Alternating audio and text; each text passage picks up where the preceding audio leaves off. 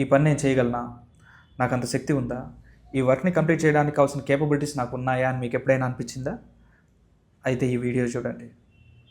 100 యోజనముల దూరం ఉన్న ఒక సముద్రం. ఆ సముద్రాన్ని దాటి వెళ్తే అవతల వైపు లంకలో సీతమ్మ ఉందని వానర వీరులందరికీ తెలిసింది.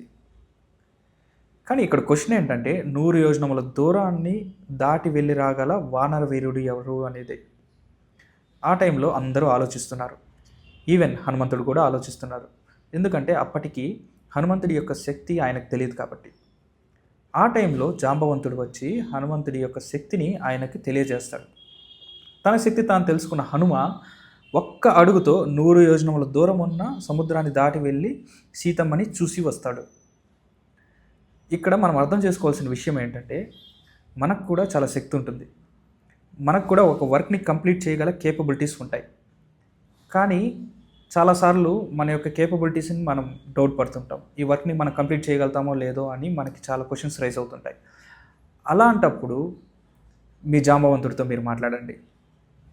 మీ జాంబవంతుడు మీ ఇంట్లోనే ఉండొచ్చు. మీ అమ్మ కానీ, నాన్న కానీ, అక్క, అన్న ఎవరైనా అయి ఉండొచ్చు. లేదా నీ యొక్క ఫ్రెండ్స్ కానీ, నీ మెంటర్ కానీ అయి ఉండొచ్చు.